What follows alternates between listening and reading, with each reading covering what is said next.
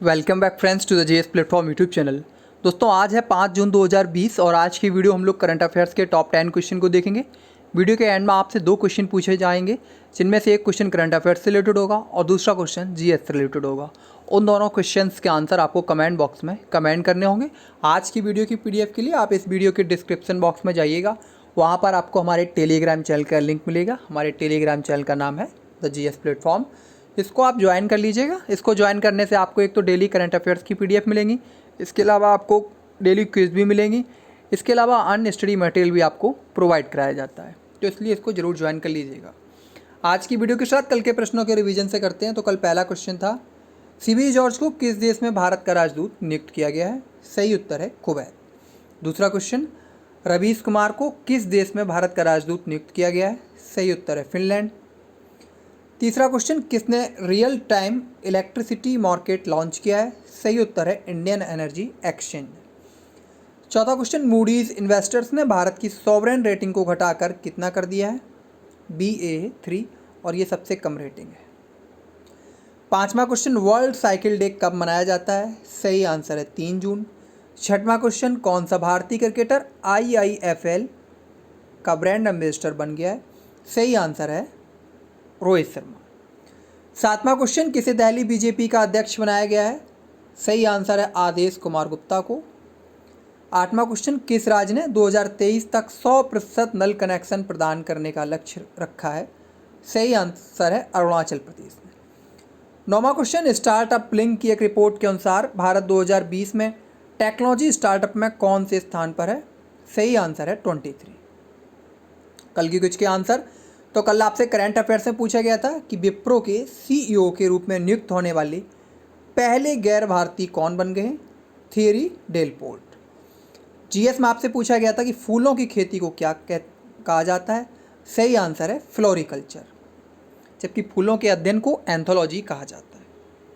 आज के प्रश्न, पहला क्वेश्चन, 1 ईयर ऑफ मोदी 2.0 किस मंत्रालय द्वारा जारी की गई है? एक बुकलेट जारी की गई है, तो सही आंसर है ऑप्शन बी, सूचना और प्रसारण मंत्रालय।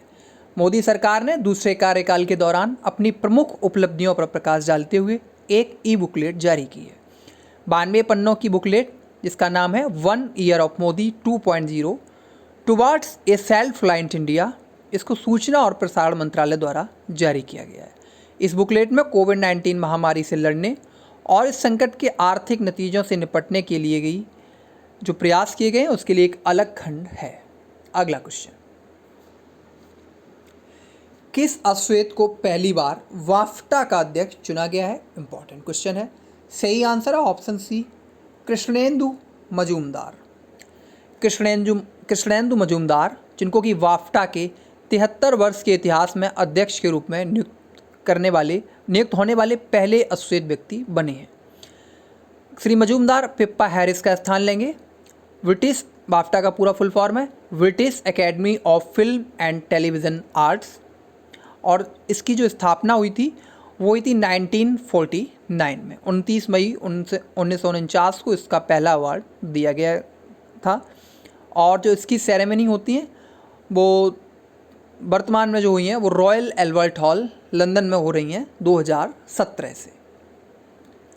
श्री कृष्णेंदु मजूमदार पिछले 35 वर्षों में प्रमुख के रूप में नियुक्त होने वाले सबसे कम उम्र के व्यक्ति भी हैं। अगला क्वेश्चन, किसने पहले खेलो इंडिया शारीरिक शिक्षा और सामुदायिक कोचिंग कार्यक्रम का उद्घाटन किया? सही आंसर है ऑप्शन बी, किरण रिजिजू। केंद्रीय खेल मंत्री किरण रिजिजू ने 1 जून 2020 को पहले खेलो इंडिया शारीरिक शिक्षा और सामुदायिक कोचिंग कार्यक्रम का उद्घाटन किया। इस उद्घाटन सत्र में संयुक्त राष्ट्र अमेरिका, वेनेजुएला के विशेषज्ञों ने भाग लिया। यह कार्यक्रम 25 दिनों तक चलेगा और पहले दिन इसमें प्रोफेसर रोजा लोपेज डेडी आमिको ने भी भाग लिया था। अगला क्वेश्चन, वंदे भारत मिशन के तहत लौटने वाले नागरिकों के कौशल मानचित्रण के लिए केंद्र सरकार द्वारा शुरू की गई पहल का नाम क्या है? सही आंसर है ऑप्शन बी, स्वदेश। केंद्र सरकार ने रोजगार सहायता के लिए एक नई पहल स्वदेश, यानी कि इसका फुल फॉर्म है स्किल्ड वर्कर्स अराइवल डेटाबेस, एक बार फिर सुन लीजिएगा। स्वदेश का full form skilled workers arrival database, इसको शुरू किया है केंद्र सरकार ने। यह वंदे भारत मिशन के तहत लौटने वाले नागरिकों का कौशल मानचित्रण अभ्यास करेगी। यह कौशल और उद्यमिता मंत्रालय, इसके अलावा नागरिक उड्डयन मंत्रालय और इसके अलावा विदेश मंत्रालय की एक संयुक्त पहल है, यानी कि 3 मंत्रालय हैं इसमें, कौशल विकास मंत्रालय, नागरिक उड्डयन मंत्रालय और विदेश मंत्रालय। अगला क्वेश्चन, किस देश से राफेल के जुलाई 2020 तक भारत में आने की उम्मीद है? इंपॉर्टेंट क्वेश्चन है। सही आंसर है ऑप्शन बी, फ्रांस। फ्रांसीसी डसॉल्ट एविएशन के राफेल के जुलाई 2020 तक भारत में आने की उम्मीद है। ये विमान इंडियन एयरफोर्स में मौजूदा बेड़े के साथ आसानी से एकीकृत हो सकते हैं और समग्र युद्ध क्षमता में वृद्धि करेंगे।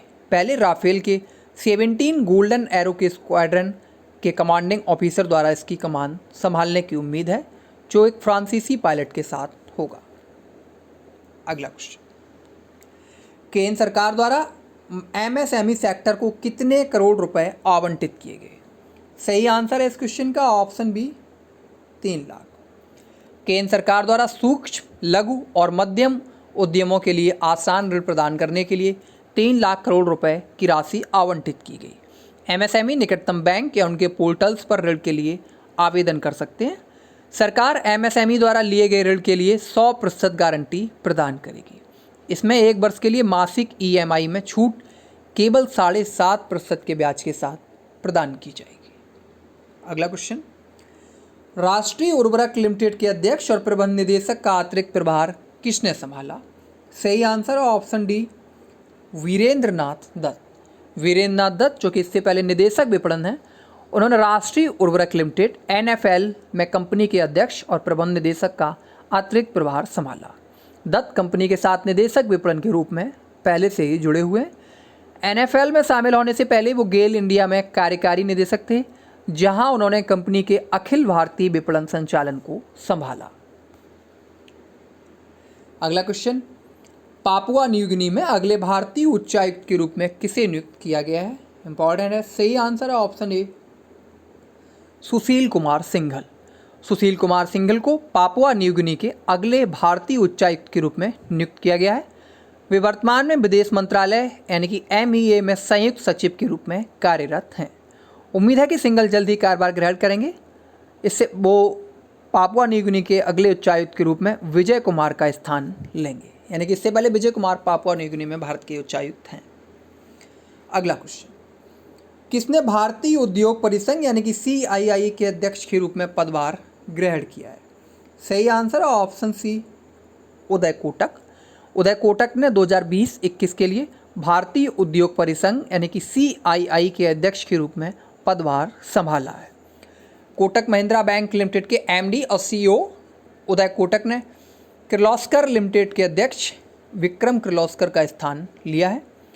टाटा स्टील लिमिटेड के CEO और MD TV नरेंद्रन अब 2020-21 के लिए CII के अध्यक्ष पद के उम्मीदवार हैं। बात करते हैं भारतीय उद्योग परिसंघ की। तो भारतीय उद्योग परिसंघ एक सलाहकार और परामर्श संबंधी प्रक्रियाओं के माध्यम से भारत के विकास, उद्योग, सरकार और नागरिक समाज के बीच साझेदारी के लिए अनुकूल वातावरण बनाने का काम करता है। यह एक गैर सरकारी, गैर लाभकारी संगठन है जो कि भारत की विकास प्रक्रिया में सक्रिय भूमिका निभा रहा है। इसकी स्थापना 1895 में स्थापित भारत के प्रमुख व्यापार संघ के निजी और सार्वजनिक क्षेत्रों से हुई थी। वर्तमान में इसके तहत लगभग यानी कि MSME और MNC सहित लगभग 9000 सदस्य हैं तथा लगभग 265 राष्ट्रीय और क्षेत्रीय उद्योग निकायों के 3 लाख से अधिक उद्यमों की अप्रत्यक्ष सदस्यता है। अगला question, international day of innocent children victims of aggression कब मनाया जाता है? सही आंसर ऑप्शन सी, 4 जून। हर साल 4 जून को अंतर्राष्ट्रीय स्तर पर international day of innocent children victims of aggression यानी कि दुनिया भर में हिंसा का शिकार हुए मासूम बच्चों का अंतर्राष्ट्रीय दिवस मनाया जाता है। यह दिन बच्चों के अधिकारों की रक्षा के लिए संयुक्त राष्ट्र की प्रतिबद्धता को दर्शाता है। इस दिवस को मनाए जाने का मुख्य उद्देश्य पीड़ित बच्चों द्वारा झेले जाने वाले दर्द और उनकी पीड़ा के बारे में जागरूकता फैलाना है। संयुक्त राष्ट्र के वर्तमान में जो महासचिव हैं वो है एंटोनियो गुटेरेस।